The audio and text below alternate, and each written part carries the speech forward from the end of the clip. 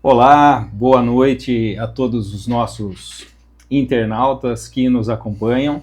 Hoje talvez você esteja estranhando um pouquinho aqui, né? Ao invés de aparecer a doce e amável figura do pastor Fernando, estou eu aqui, né? Junto com o professor Antônio, para falarmos a respeito desse assunto de hoje, né? Nós já estamos na nossa terceira aula da Teologia nas Férias, e eu espero que você esteja aproveitando bastante os materiais, as informações que estão sendo passadas aqui, principalmente as oportunidades para que você inicie um curso relacionado a algumas áreas, alguns assuntos, algumas temáticas importantes para a nossa fé. Mas nós falaremos isso mais ao final desse nosso encontro. E hoje, meu nome é Reginaldo Cardoso, como eu já mencionei, já anunciei aqui, está comigo também o professor Antônio. Professor Antônio, muito boa noite. Umas palavras iniciais aí, cumprimentando o nosso internauta, aquele que nos acompanha aí pelas redes sociais. Bom, primeiramente eu gostaria, de estar cumprimentando todos esses que estão nos acompanhando, tá? E realmente hoje, temos um parceiro, diferente na mesa, pastor Reginaldo, E é sempre bom estarmos falando de teologia, e espero que realmente o nosso público, aqueles que estão nos acompanhando, possam mandar perguntas, inclusive, de dúvidas que porventura venham surgir e que nós estaremos, à medida do possível, respondendo. Com certeza. Aliás, em off aqui nós estávamos conversando que o tempo é bastante curto para que a gente trate a respeito do assunto de uma forma mais aprofundada, mais detalhada. Mas dentro da possibilidade aqui, nós nos propomos, então, hoje, a falar sobre esse assunto, fazendo um apanhado histórico de como surgiu, quais são as origens desses pensamentos, as fundamentações históricas e teológicas, e alguns conceitos principais relacionados a esse tema. Então, o nosso tema hoje é arminianismo versus calvinismo. E quando a gente fala assim, professor, arminianismo versus calvinismo, a ideia que se tem é de que há um confronto de ideias aqui. Existe um corpus de pensamento, um corpus teológico baseado na teologia de Armínio e um corpus teológico baseado na teologia de Calvino.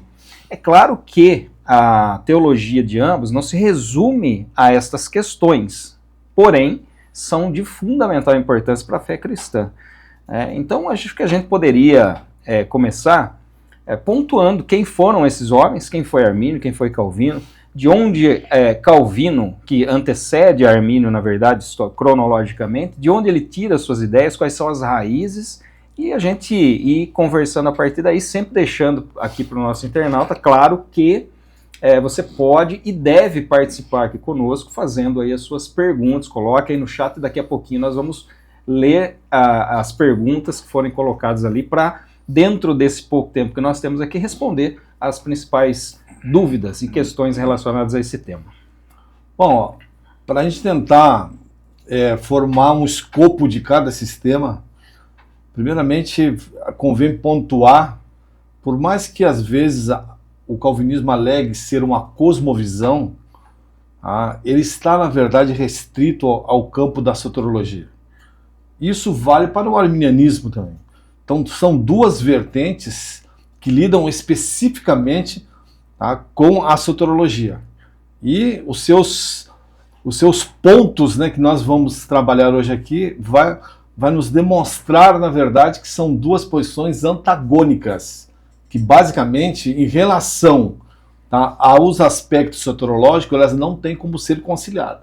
Aliás, essa é uma primeira questão já. Então, alguns por aí pregam a ideia de que há uma terceira via que concilie, que faça convergir esses dois caminhos. Isso é uma impossibilidade. Porque como os pontos, tirando o ponto da depravação, que eles acabam conversando nesse sentido, os dois concordam, que toda a humanidade está numa condição de incapacidade de ir a Deus à parte da graça. Os outros pontos que a gente vai poder explorar aqui, um exemplo só como eleição, é condicional ou incondicional. Então não há uma harmonização, não há como você aproximar isso. E em relação tá, a questão do surgimento, primeiramente a gente situa o calvinismo, tá, a sua sistematização, tá, porque qualquer uma das vertentes alega que tem premissas históricas. Então a sua sistematização ocorre, na verdade, na segunda geração, no caso do calvinismo específico, porque João Calvino, não francês, ele é da segunda geração. Na verdade, né, ele vai surgir no cenário já na década de 30, né? A gente está falando do século XVI, na década de 30, quando ele vai surgir nesse cenário, e aí ele vai sistematizar, na verdade, ou se preferir a palavra codificar, mas não é ele que dá o nome, na verdade, e passa a chamar o sistema de calvinismo. Inclusive, ele vai criticar isso depois, posteriormente, e o Jacó Armínio, ele já é posterior, já está mais à frente, embora ele nasce, né, em 1558, 59, tá? Vai morrer em 1609, mas ele já está um pouco à frente, já não está nessa região europeia, ele está na Holanda, na verdade, mas ele também tem toda a sua alegação, tá? E faz um resgate para ele daquilo que é uma harmonia teológica que existe na patrística, que é o consenso patrístico, e ele vai sistematizar também através das suas obras. Aliás, essa questão da inserção de Calvino na segunda geração dos reformadores, é importante destacar que a ideia era bater de frente com um sistema imposto, sobretudo relacionado à salvação pelas obras, que era pregado ali pela Igreja Católica dominante à época. E a base da teologia que contrapõe essa esfera dominante, que é a Igreja Católica, eles vão buscar então uma legacy dentro do calvinismo, que a teologia de Calvino ela está associada ou intimamente relacionada com aquilo que se chama de teologia patrística. E na verdade era algo que eles tinham nessa época disponível ali nas suas mãos para se consultar a teologia patrística. Procede isso, professor? Pode-se dizer que teologia calvinista é equivalente à teologia patrística? Um grande desafio para a gente entender todo esse contexto, é primeiro compreendermos que a obra magna de Calvino, que são as Institutas, ele cita basicamente um só representante desse período da história da Igreja, que é Agostinho, ou Santo Agostinho. E ele faz citação, segundo alguns especialistas, cerca de 400 vezes na sua obra. E precisamos compreender, na verdade, que ele tem o Calvino como uma fonte de autor. Calvino tem Agostinho uma fonte de autoridade patrística. Mas vamos voltar um pouquinho antes para podermos entender o seguinte: quando surge a Reforma, você tem Zwingli, Lutero, o que eles tinham na mão? Porque a ideia da Reforma Protestante é fazer um resgate daquilo que o catolicismo havia abandonado, que era trazer a igreja original, a ortodoxia, a doutrina correta, de volta para o cristianismo. E, na realidade, o que essa primeira geração da Reforma tinha são os escritos em latim de Agostinho. E eles tomaram, na verdade, as obras que eles disponibilizaram de Agostinho como equivalente à ortodoxia da igreja primitiva. Calvino recebe, na verdade, esse legado, mas é importante nós destacarmos que há um equívoco nessa tomada ou nessa consideração pelos próprios reformadores, seja da primeira ou da segunda geração, porque a grande massa das obras da ala oriental da igreja primitiva, que eram os pais gregos, eles não estavam disponibilizados para a primeira geração de reformadores. Erasmo de Roterdã começa as traduções, por exemplo, de Orígenes. A partir de 1508, ele começa a fazer algumas dessas traduções. Então, uma das questões que a gente precisa olhar e analisar, que Calvino faz essa busca de fazer esse resgate tá? Representando o que seria para ele a ortodoxia. E aí, à medida que ele se defronta com posições contrárias ao que Agostinho defendia, ele passa, na verdade, a rejeitar toda a patrística ou todo o período anterior a Agostinho. Então é importante nós compreendermos que todo o sistema de Calvino ele está amparado em um único representante da igreja, tá? Primitiva. Tá? Agostinho vai morrer em 430 e eles tomam, na verdade, a teologia tardia de Agostinho como como a ortodoxia dos pais anteriores a ele. E isso é algo que a gente precisa trazer. Por quê? Porque através hoje dos escritos que a gente tem, tanto da ala grega como da ala latina, tá, da igreja primitiva, a gente sabe que houve uma mudança, na realidade, na visão de Agostinho sobre os campos, principalmente da soteriologia. E uma questão importante que essa informação de que a teologia de Calvino não é a teologia da patrística, ou seja, é embasada sobretudo em Agostinho, mostra que ela não foi unânime e não deixou de enfrentar não deixou de enfrentar ataques. Muitas pessoas se levantaram contra aquilo que Calvino ensinava. Por exemplo, isso ao longo de toda a história, né? Porque algumas pessoas têm a ideia de que foi um ponto pacífico na maioria da igreja, entendendo a teologia calvinista como a ortodoxia. E isso não foi verdade. Na verdade, nós tivemos várias afrontas à teologia de Calvino ao longo dos anos. Inclusive, tem até uma citação do Roland Dayton que ele vai dizer que se há algum tipo de liberdade religiosa pregada na teologia de Calvino, foi um erro tipográfico. Muito antes disso, Voltaire chegou a afirmar que Calvino seria o Papa dos protestantes exatamente em função dessa intolerância. Eu estou levantando isso, professor, porque um dos argumentos que eles colocam é o famoso sínodo de Dort. Então, o sínodo de Dort pacificou a doutrina, então esse é o discurso, pacificou a teologia de Calvino como a teologia ortodoxa. Então, gostaria que o senhor falasse um pouquinho também a respeito disso, dessa discussão dentro do sínodo de Dort, que traz uma conclusão de que a igreja holandesa seguiria essa teologia de Calvino e a validade dessa decisão em função da forma que isso aconteceu, né? Da imparcialidade, ou melhor, da parcialidade que acabou ocorrendo no sínodo de Dort.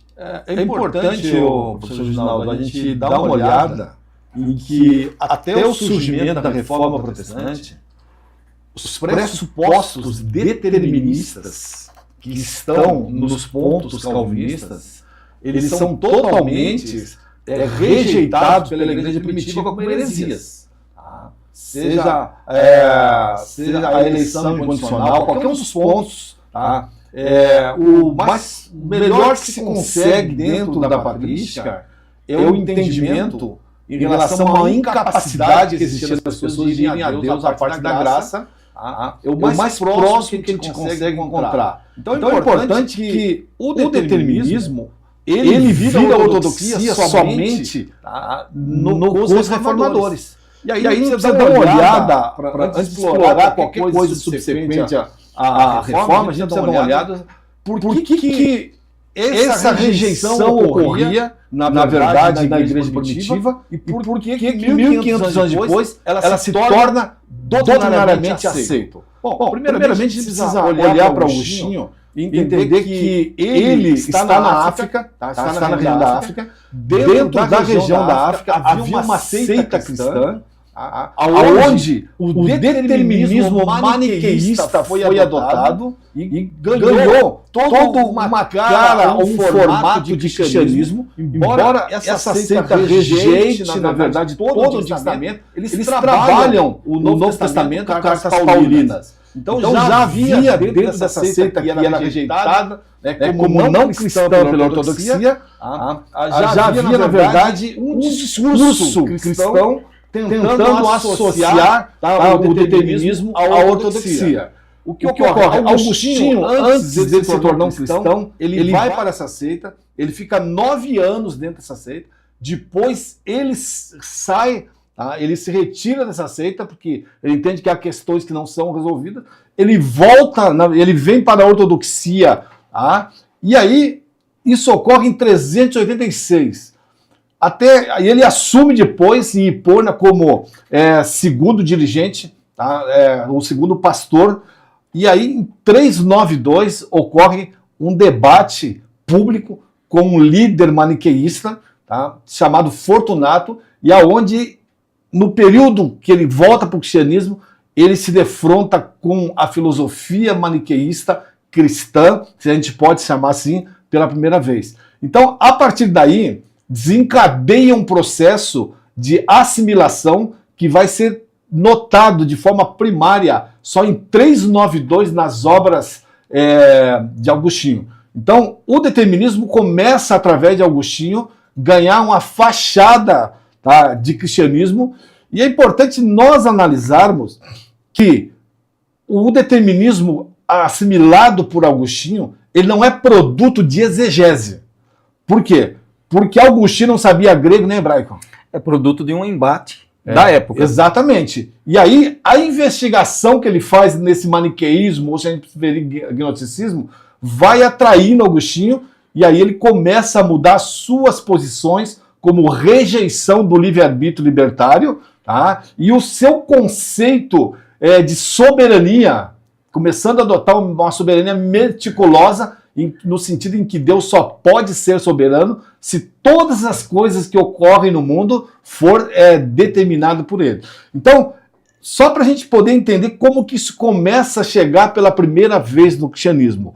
Aí, os reformadores têm acesso a esse tipo de teologia tardia de Agostinho, porque ele morre, na verdade, com essa teologia, e ela chega dentro da reforma, e ela é recepcionada pelos reformadores, e aí, por o momento histórico que eles vivenciam, o que anteriormente era rejeitado como heresia, é assimilado agora como ortodoxia. E logicamente que depois, nos desdobramentos, como o pastor falou sobre Dort, a gente precisa olhar que o contexto, na verdade, holandês, é um contexto onde existe uma rejeição.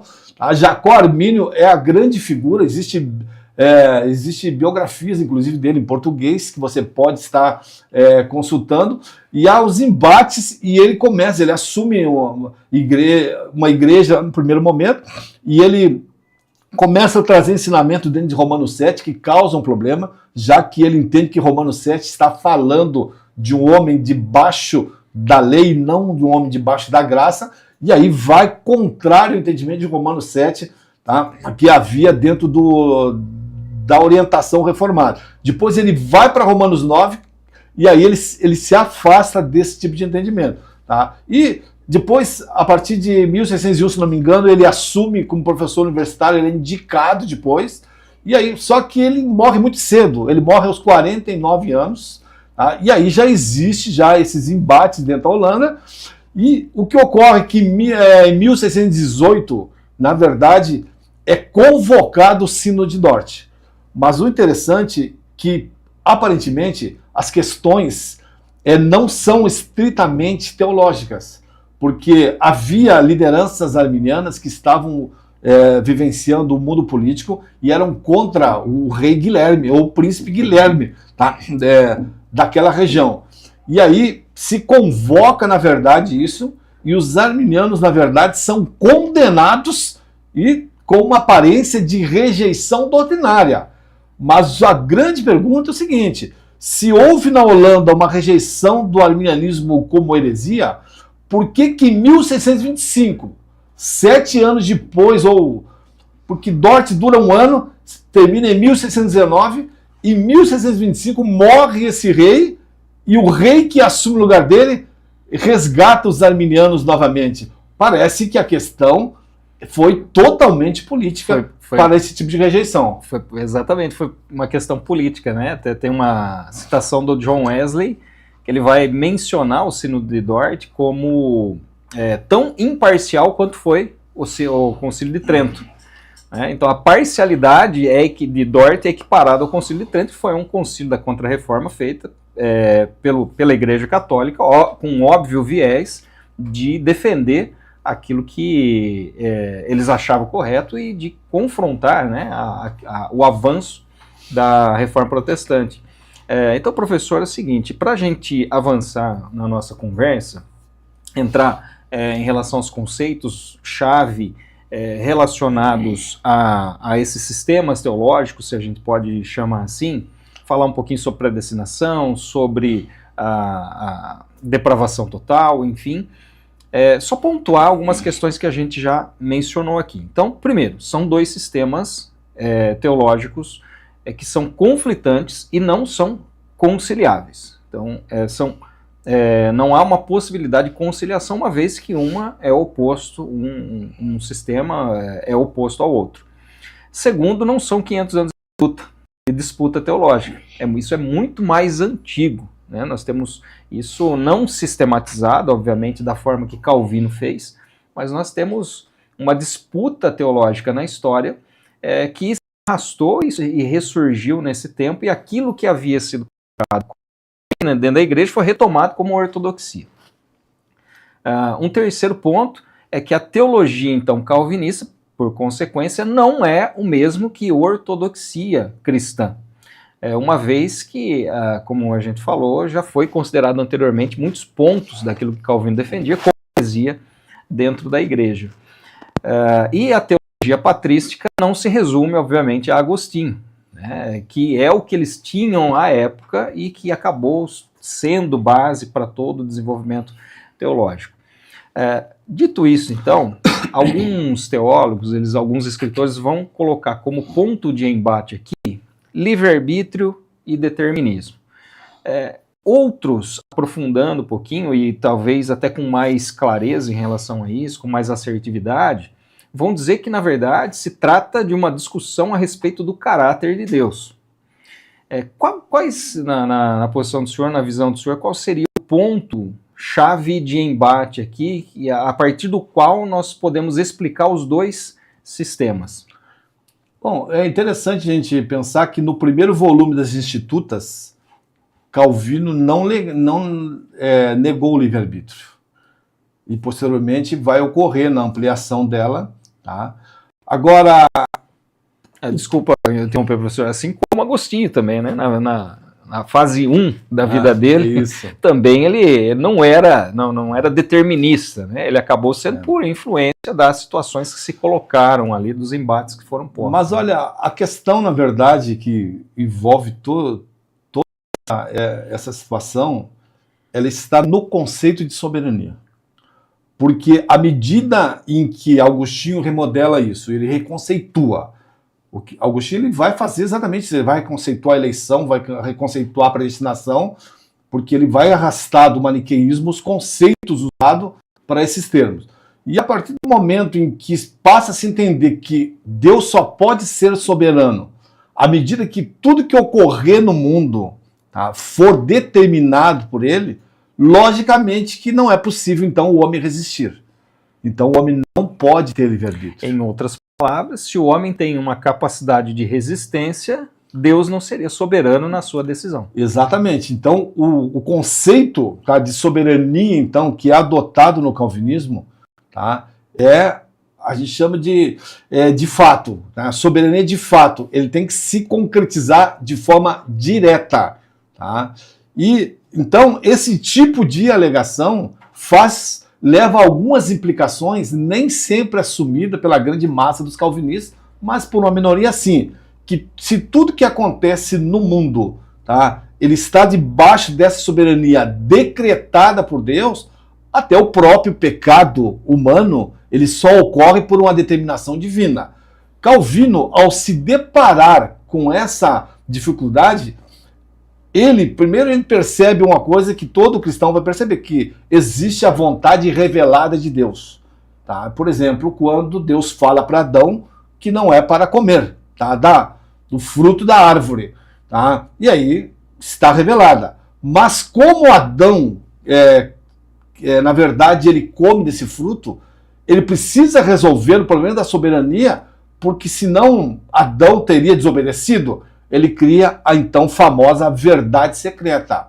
Porque ao mesmo tempo que Deus falou de forma revelada para Adão, sob a sua vontade, não comerás, secretamente ele disse, comerás. Então, de qualquer maneira, qualquer coisa que ocorresse, sempre seria a vontade de Deus. E aí, quando o ser humano não tem o arbítrio para resistir a Deus, Deus é o autor do pecado e o ser humano, na verdade, ele é totalmente vítima, assim como o próprio Satanás se torna vítima de um Deus que tenta se fazer soberano, mas na verdade a tirania é o que pauta, tá? Esse retrato de Deus demonstrado, na verdade, no calvinismo. Agora, isso se tornou tão descaradamente antibíblico que houve, a partir dos puritanos, alguns desdobramentos, tá? Para poder atenuar o impacto que o calvinismo causava. E aí surgiu, tá, modelos posteriores que admitiam um tipo de livre-arbítrio compatibilista, que funciona mais ou menos da seguinte maneira: Deus determina que o ser humano escolha tem uma única opção, na verdade. Então, o livre-arbítrio compatibilista calvinista, o homem é livre para fazer exatamente aquilo que Deus determinou. E no livre-arbítrio da cristandade até então, o ser humano tem escolha contrária. Ele tem opções de escolher A ou B, tá? Podendo ir contra a vontade de Deus. E lógico, temos falas de Jesus, inclusive assim, ó, Jerusalém, Jerusalém, que mata os profetas, quantas vezes eu quis. Aliás, na verdade, o único responsável pelo pecado, a entrada do pecado no mundo, é o próprio mau uso do arbítrio humano. Essa que é a realidade. Então, não precisa-se, na verdade, atingir o caráter de Deus para tentar preservar a realidade que o homem pode, sim, desobedecer a Deus. Olha, professor, na verdade, a Escritura é repleta de menções que mostram a possibilidade de resistência que o ser humano tem. Quantas vezes, o senhor citou um aí, quantas vezes na palavra de Deus nós vemos as pessoas resistindo a Deus, resistindo ao chamado, resistindo àquilo que Deus ele coloca. Isso me parece um pouco difícil de explicar à luz da percepção calvinista. Eu já vi até um pastor famoso, calvinista famoso, dizendo que existem muitos mistérios, que não dá para explicar, Deus faz isso de uma forma misteriosa, que não tem como explicar, mas funciona exatamente dessa forma. Deus determina, mas responsabiliza o homem exatamente dessa maneira. Por outro lado, existe uma acusação desse viés calvinista também contra os arminianos, de que, na verdade, eles colocam, inclusive, a própria salvação em função das suas próprias ações. Então, se o homem toma para si o direcionamento, a escolha pela vida ou pela morte, pela salvação ou pela condenação, eles chamam, inclusive, isso se aproxima muito mais do chamado pelagianismo ou semi-pelagianismo. Procede essa acusação? Bom, em relação a trabalhar isso, uma observação. Tá? A gente sempre costuma dizer que você aprende calvinismo estudando teologia calvinista. E é importante nós destacarmos que se você pegar um novo convertido, sem contato com sistemas teológicos, e você der uma Bíblia para ele, e você trancar ele num quarto e falar para ele, você só vai sair daí quando você terminar de ler a Bíblia inteira. Não existe possibilidade desse indivíduo sair calvinista de lá, porque a Bíblia não ensina calvinismo. O que ocorre o Dave Hunt falava que o calvinismo foi colocado na Bíblia, ele não foi retirado, tá, da Bíblia. Então, só para a gente poder entender um pouco, tá, de toda essa dinâmica, tá, em relação a todo esse processo. Então, nesse sentido, a gente falou um pouquinho sobre a soberania, e existem outros conceitos, por exemplo, como a expiação, que, aliás, é um tema espinhoso até mesmo dentro do calvinismo, porque existe uma divisão chamada os calvinistas em 4 pontos, sobre se a expiação é limitada ou não. O que significa teologicamente expiação, por que ela é necessária e de que forma ela ocorre dentro do calvinismo e dentro do arminianismo? Tá, deixa eu resgatar só a pergunta sobre a questão do pelagianismo. Fica à vontade. Tá? Queridos, hoje há um debate, na verdade, sobre o que exatamente Pelágio, né, que era um monge britânico, na verdade, defendia. Até o período de Armínio mesmo, não existia muita literatura disponível sobre Pelágio, a não ser os escritos de Agostinho. Hoje se tem acesso a muito material produzido por Pelágio e se tem informação. E uma das dificuldades que existe, por exemplo, que se atribui que Pelágio acreditaria supostamente em salvação por obras, é você encontrar esse tipo de declaração nas obras, tá? Nas obras de Pelágio. Então, aparentemente, há um entendimento hoje que parece que Agostinho produziu um adversário para poder atacar. Essa dinâmica, lamentavelmente, ela é usada hoje, tá? Em alguns embates teológicos, em que, ao invés de um indivíduo atacar o argumento do seu opositor, tá? Ele ataca o próprio opositor ou cria um sistema de crença, tá, do seu opositor para poder destruir, na verdade. É o famoso espantalho, né? Você cria o espantalho para bater no espantalho. Exatamente. E aí, nesse sentido, quando o calvinismo fala que o arminianismo, né, crê em salvação por obras, é porque ele entende que fé no arminianismo é obra. Tá? Mas o interessante é que até o ato de crer no arminianismo, ele só ocorre devido a uma ação da graça. Uma coisa que é muito básica na cristandade é que o ser humano ele precisa, na verdade, ser convencido pelo Espírito Santo quando está na sua condição de perdido.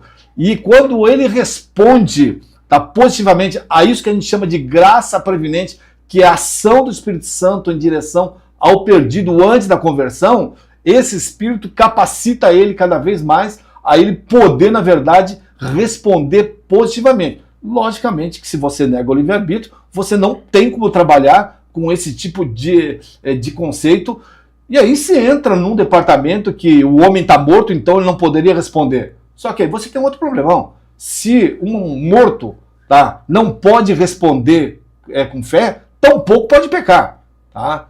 E aí são questões que eles colocam e acabam se enredando. Mas é só na mentalidade determinista que fé se torna uma obra. Mas, na verdade, o arminianismo nunca defende isso, que ele pode ter uma fé natural salvífica. Ele defende que ele consegue crer porque existe uma ação anterior do Espírito Santo em direção ao homem perdido. Então é importante nós compreendermos que existem muitos espantalhos, na verdade, jogados em cima do arminianismo e que precisa ser desmistificado na realidade, porque a gente precisa, na questão dos debates teológicos, sermos honestos intelectualmente, tá, em relação a essas questões. E aí, vindo para a última questão lá que o professor fez, tá, a gente precisa entender que essa questão de expiação limitada nunca foi defendido até a Reforma. Tá? Nunca foi defendido dentro da história do cristianismo primitivo. Tá? Então é importante compreendermos que existe uma implicação lógica complexa, porque se Jesus morreu só por aqueles que foram eleitos incondicionalmente, existe uma parcela gigante da humanidade pela qual ele não morreu. Então são pessoas que Deus nunca desejou salvar, e são pessoas que, na verdade, nunca tiveram um salvador para elas.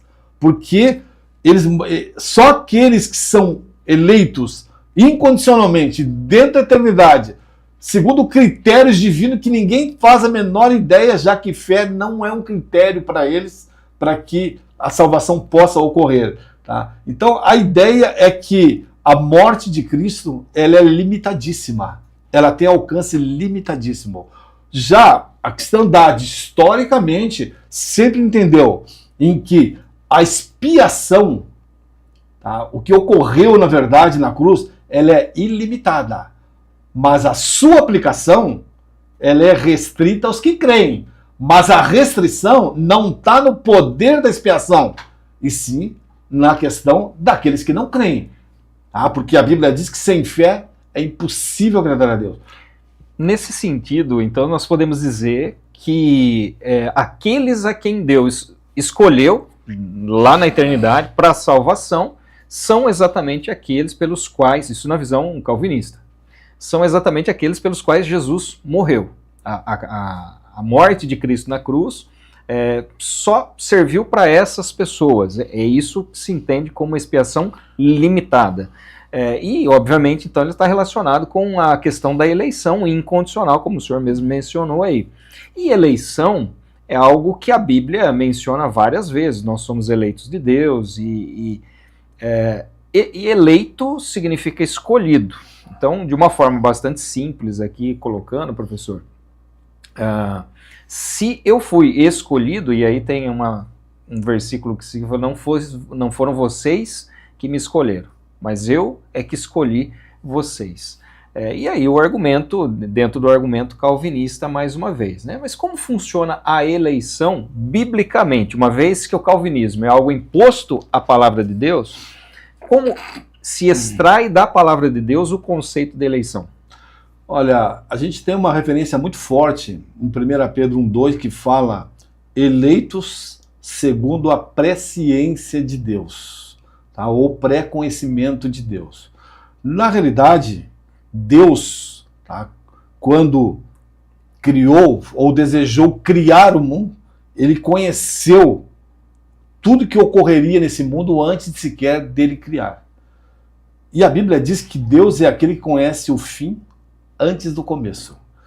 E ele, logicamente, como um ser onisciente, contemplou que ocorreria a queda. E ele proveu, na verdade, tá, expiação para todas as pessoas que crescem. E ele estabeleceu atemporalmente que na criação que ele concretizaria, ele salvaria todos aqueles que crescem, mas ele também conheceu que nem todos creriam. Então, a fé como uma condição, porque fé não salva. Fé é a condição para que a graça salve, segundo Efésios 2,8. Então, é ele que estabelece que a condição para que alguém venha a ser salvo pela graça é a fé. Então, 1 Pedro 1,2 nos dá uma base para entender que a presciência de Deus, um desdobramento da onisciência de Deus, e atemporalmente Deus conhece todas essas coisas. E, aliás, o texto bíblico fala que isso ocorre nessa ordem lógica e atemporal, porque a Bíblia diz que Jesus foi morto antes da fundação do mundo. Então, tudo que foi ocorrer dentro da história humana foi arquitetado por Deus, e o ato de um ser humano ter que preencher uma condição de fé não faz disso uma obra. Mas Deus, dentro da sua soberania, ele estabeleceu que salvaria somente os que crescem. Então, presciência, na verdade, é o conhecimento atemporal que Deus tem de todos aqueles que creriam. E ele define que salvaria. Então, Deus não precisou olhar no corredor da história, porque nem tempo havia, porque nem criação havia. E atemporalmente, ele conheceu todas as coisas, e ele que define as regras pelo qual ele salvaria o homem. E esse conceito, essa explicação, ela está relacionada de que forma com a predestinação? Porque quando se fala em predestinação, algo destinado de antemão, obviamente, tem relação exatamente com essa eleição atemporal.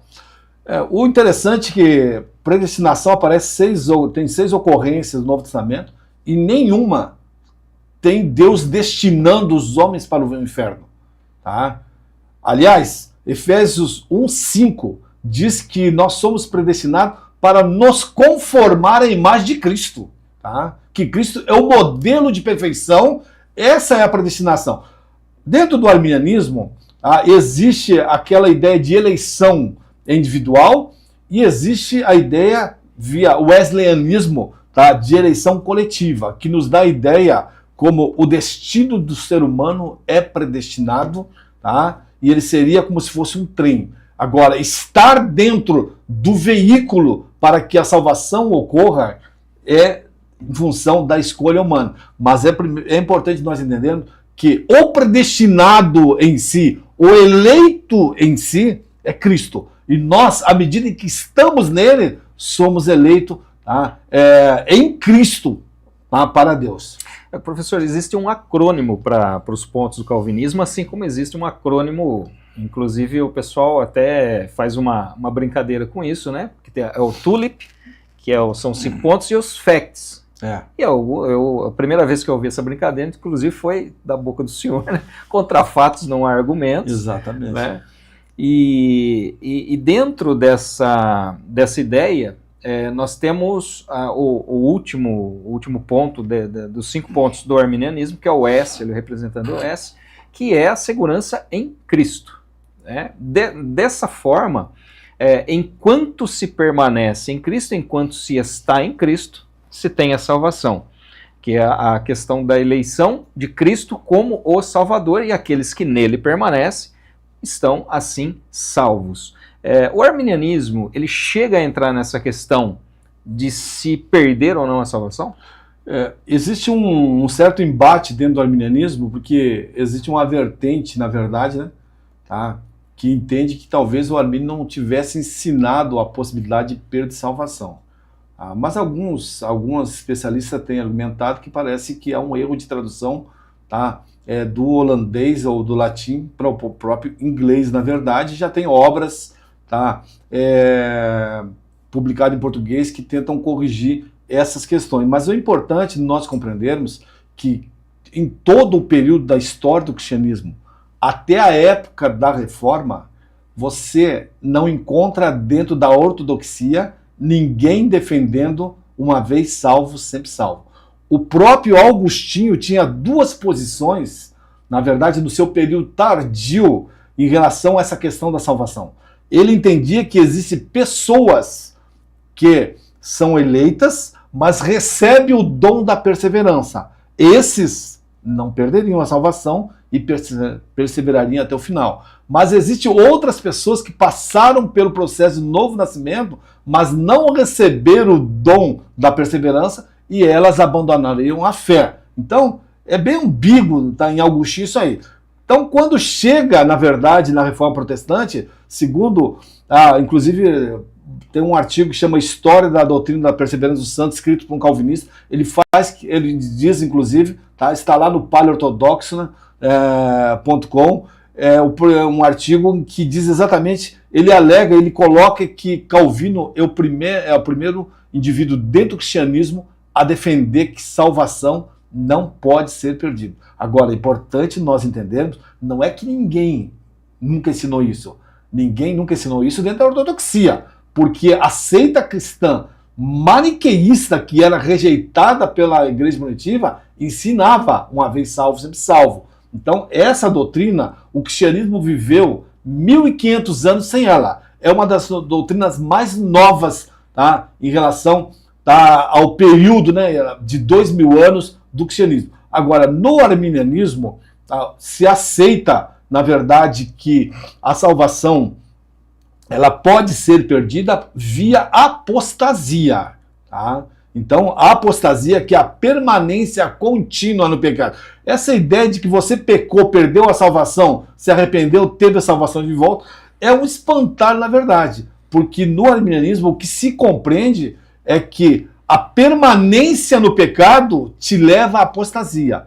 E a apostasia, muito claramente esboçada em Hebreus 6, do versículo 4 ao 6, tá? Em que de fato ocorre, tá, a apostasia, e aí, inclusive, o texto diz que essas pessoas não podem, inclusive, mais ser renovadas. Mas é importante destacarmos que há uma ala, na verdade, de arminianos, em que acreditam que via pré-ciência eles não vão perder salvação.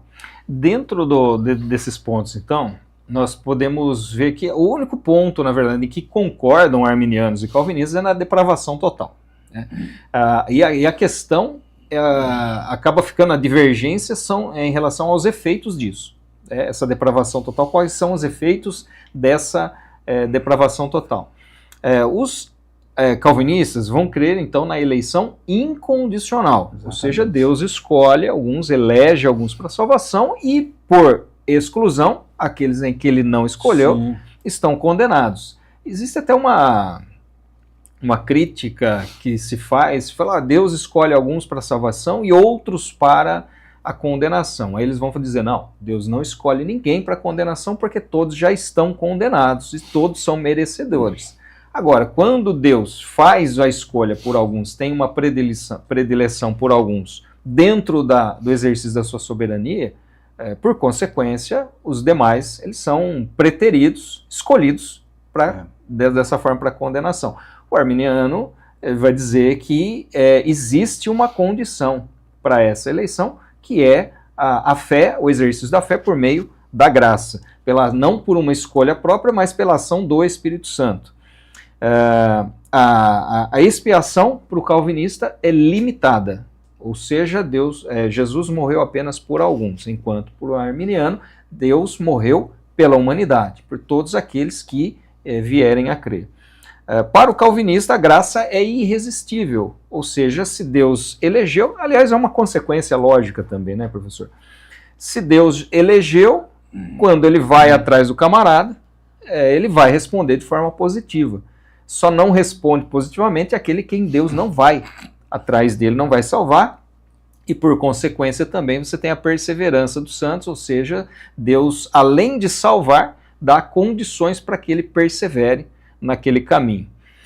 Porém, na prática, nós percebemos algo que às vezes ocorrem algumas discussões nos próprios meios calvinistas, que é o seguinte: existe alguém que demonstra claramente, o senhor citou Hebreus aí, demonstra claramente que produziu frutos, teve uma conversão genuína, exerceu até dons espirituais, etc, etc. E, de repente, abandona a fé. Como que o calvinista explica isso? Esse, na verdade, é um problema que a atualidade não gosta de lidar, mas os próprios puritanos conseguiram ler isso nas obras de Calvino. Inclusive, você lê o comentário de Hebreus 6, o Calvino entra nesse aspecto, e ele lista uma tal de graça evanescente. Para os não eleitos, ele usa uma graça que atrai o indivíduo, ele vive toda a sua existência como um cristão, produz frutos, mas como ele não é um eleito, no final Deus retira essa graça. Alguns até chamam essa graça de graça pegadinha, na verdade. Então, isso é uma criação, tá, em que, na verdade, um calvinista nunca de fato pode saber se ele é um eleito, porque ele pode, na verdade, estar sendo alvo da graça evanescente. Dessa pegadinha. Sim. Dessa pegadinha. Aliás, isso me faz, inclusive, questionar o próprio caráter de Deus, como a gente mencionou anteriormente. Se Deus ele concede, é como se você desse um doce na boca de uma criança, ela sente o sabor, sente o cheiro, se alegra com aquilo e, de repente, na hora que você está na metade do doce, a criança está na metade do doce, ele simplesmente tira. A realidade é que no calvinismo, Deus é tanto o incendiário como o bombeiro. Ele é remidor dos próprios pecados que ele mesmo decretou. Essa é a conclusão lógica. Agora, uma questão só, porque a gente está se encaminhando no final para a gente entender. O calvinismo, na verdade, ele é uma colcha de retalho. Porque quando você usa esse tipo de alegação, você usa para um calvinista consistente. E aí o que não é consistente vai, não, isso não é calvinismo. Existem uns 10 modelos de calvinismo. Então é uma colcha de retalho, na verdade, porque à medida que você expõe as conclusões lógicas, eles tendem a dizer que isso não é calvinismo. Bom, como o senhor disse, nós estamos partindo já para o final da nossa aula aqui, para os últimos minutos de aula, e a gente gostaria de aproveitar também para algumas questões aí do pessoal que está acompanhando a nossa live, né? Então, vou colocar aqui, né, o Samuel perguntando, então, Se sou salvo porque eu um dia creria, isso não seria que sou salvo por obras? Acho que eu entendi o que ele quis dizer, né? Então, se eu sou salvo porque um dia creria, através da percepção anterior de Deus, da presciência divina, não significa que eu sou salvo porque eu crio pelas obras? Olha, é o que a gente já pontuou. O calvinismo, quando ele olha, tá, a fé como vamos dizer assim, uma condição que o arminianismo retrata, ele lida, na verdade, fé como obras. Tá? Agora, como foi colocado aqui, a fé humana ela não ocorre sem uma ação anterior da graça em direção ao perdido. Por quê? Porque quem convence o ser humano da sua condição de pecado é a ação anterior do Espírito Santo. Agora, à medida em que ele pode aceitar ou rejeitar essa graça, o Espírito Santo dá capacitação para ele à medida em que ele começa a responder positivamente. A gente precisa se despir da ideia que morto espiritual é sinônimo de morto físico. Não é. O morto espiritual, ele na verdade pode pecar e ele pode resistir à pregação do evangelho e não se configura. Então, a gente sempre fala que o calvinismo é um sistema idiosincrático. O que quer dizer? Se você pegar os termos-chave do calvinismo e abrir um dicionário, você não encontra paralelo. Por quê? Porque redefine o que é obra, redefine o que é eleição, o que é predestinação, o que é soberania. E você, inclusive o mundo, quando diz que Jesus morreu, tá, pelo mundo, tá, ele vai assim, mas é mundo dos eleitos. Só que se você pegar um dicionário grego, um léxico, você não encontra cosmo como mundo dos eleitos em lugar nenhum. Então são verdadeiros desafios. Aliás, é importante a gente destacar isso aqui, porque pela fala do senhor fica claro que o arminianismo ele não crê que a salvação é por mérito humano. A salvação é uma obra de Deus, é por meio do Espírito Santo, e na verdade a capacidade que o homem tem, a possibilidade de exercer fé também vem do Espírito Santo, e o homem ele tem a possibilidade de rejeitar aquilo que é dado. Olha, tem um desafio muito grande aí em relação a essa perspectiva calvinista, por quê? Porque a regeneração no cristianismo é uma consequência de fé e arrependimento. Tá? Fé, arrependimento, tá? Vai ser uma consequência. No calvinismo, Deus regenera um eleito antes dele crer, ou seja, ele regenera ímpios. Então ele regenera um perdido que nem crê. Então eles entendem que ele é regenerado, tá, para depois crer. No cristianismo a ordem é fé, arrependimento, tá, justificação, regeneração. Deus só regenera um ser humano depois que ele está justificado em Cristo. Mas você não tem um versículo na Escritura que diga que a regeneração antecede a fé. E isso é um grande problema para essa percepção, né? Para o desenvolvimento lógico, é o que a gente estava dizendo. A teoria, de repente, até faz sentido. Se você for estudar a teologia e depois procurar na Bíblia alguns versículos para comprovar aquilo, talvez até encontre. Mas partindo da Bíblia, isso fica bastante difícil, né? Tem uma frase do Jaroslav Pelikan, na sua obra Tradição Cristã, que ele diz assim que os reformadores clamavam e gritavam sola Escritura, mas a Escritura nunca andou sola. Esse é o ponto. No calvinismo, isso é cada vez mais verdade. Por quê? Porque sem a mentalidade calvinista, você não consegue encontrar determinismo nas Escrituras. Nós temos mais alguma questão? Aqui dos nossos ouvintes, dos nossos internautas? Só umas questões que eu vou colocar aqui. Então, vamos lá. Enquanto vai colocando, professor, existe dentro do meio cristão protestante uma excomunhão mútua entre calvinistas e arminianos no sentido de declarar o outro como herege e não destinado à salvação?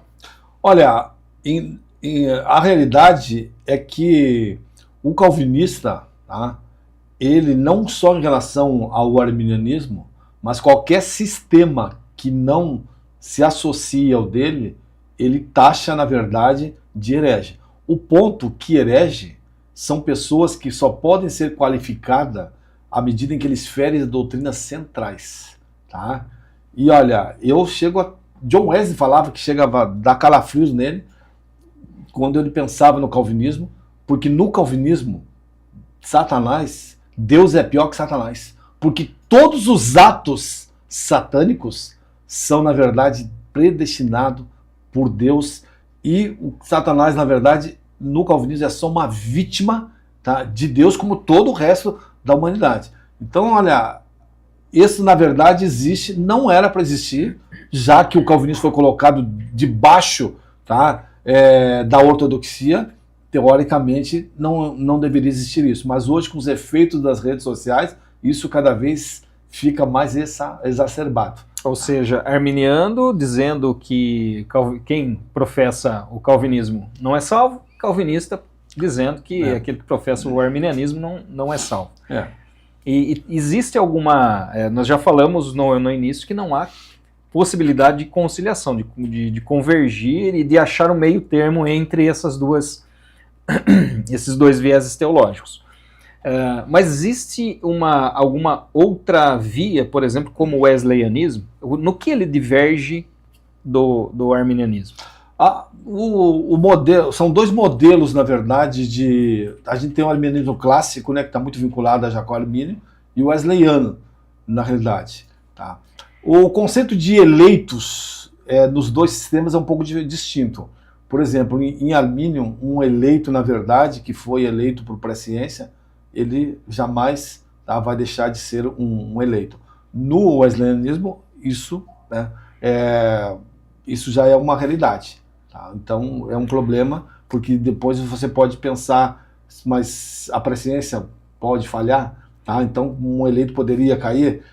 São distinções que ocorrem. Outra questão é graça prevenente, a forma em que a graça age em relação à depravação. No wesleyanismo, a graça prevenente, ele restaura o arbítrio, tá? Vamos dizer, no nascimento, vamos colocar assim. Já parece que no arminianismo clássico isso está mais à medida em que o indivíduo é exposto à pregação do evangelho.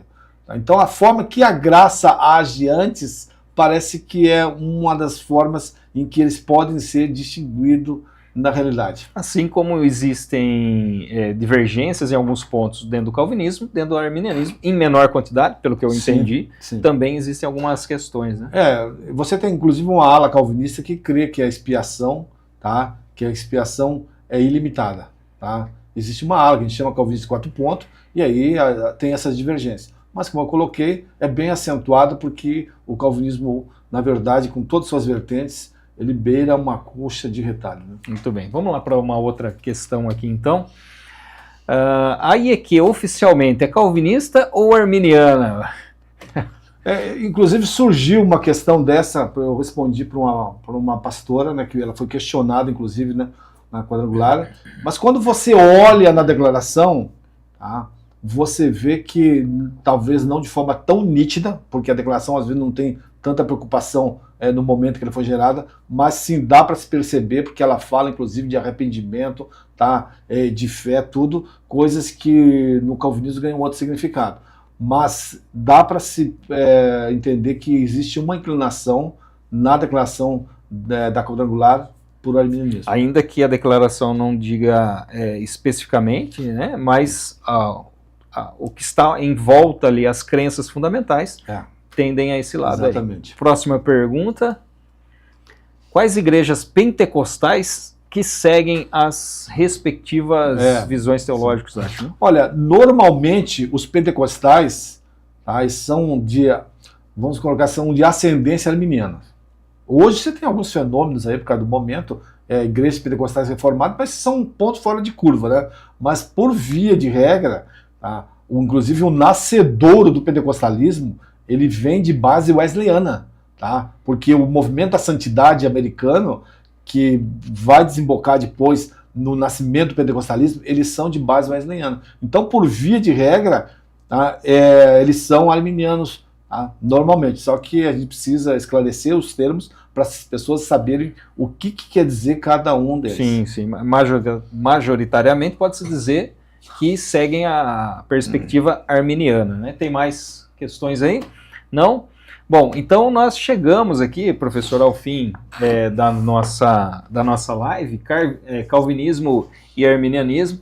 Falamos, obviamente, aqui dentro do tempo que foi bastante escasso, alguns pontos assim principais para aquele internauta, para aquela pessoa que está nos vendo, entender e ter uma ideia de alguns conceitos básicos, mas obviamente que o tempo é muito pouco para se explanar como se deve realmente esse assunto aí, em todos os seus detalhes. Mas eu vou deixar um espacinho no final aqui, para o senhor fazer alguma consideração final sobre esse assunto que o senhor julgue importante e relevante.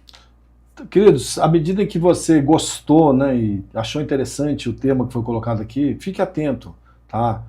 Fique de olho nos comunicados aí da Secretaria, porque há uma programação, há um projeto para a gente poder futuramente desenvolver um curso no mesmo modelo dos cursos que a gente está desenvolvendo, tá?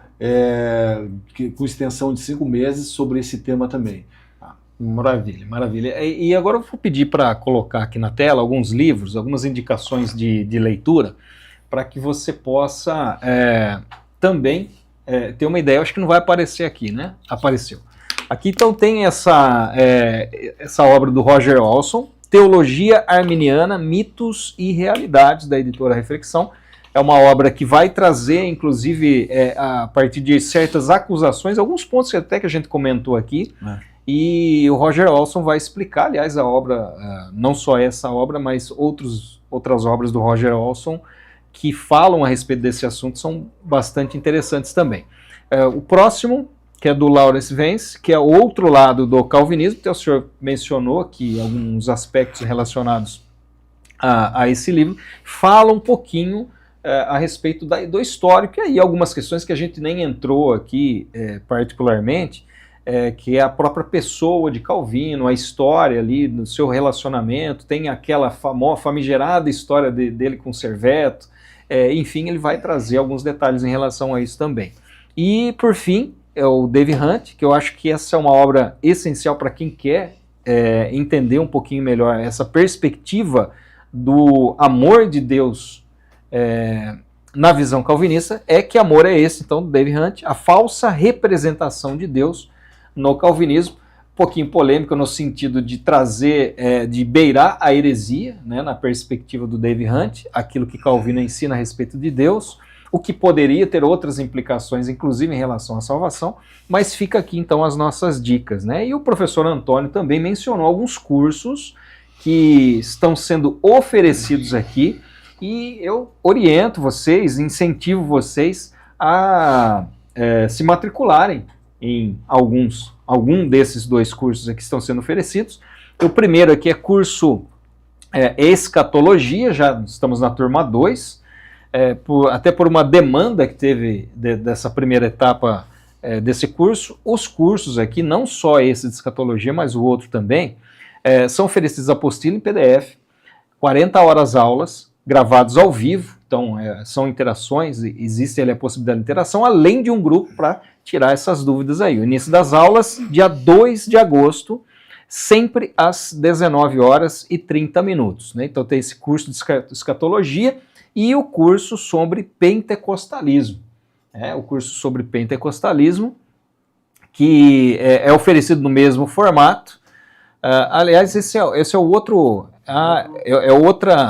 outra informação que a gente vai fazer. Vamos fazer o seguinte, já que está na tela aqui, Celso, vou falar desse lançamento, que, aliás, eu vou deixar o professor Antônio falar desta obra, que o Guy Duffield e o Nathanael Van Cleve, que são 2 pastores da Igreja Quadrangular, inclusive, americanos. Essa obra foi lançada já há muito tempo, e faz muito tempo que ela não tinha uma nova edição. E agora está sendo, então,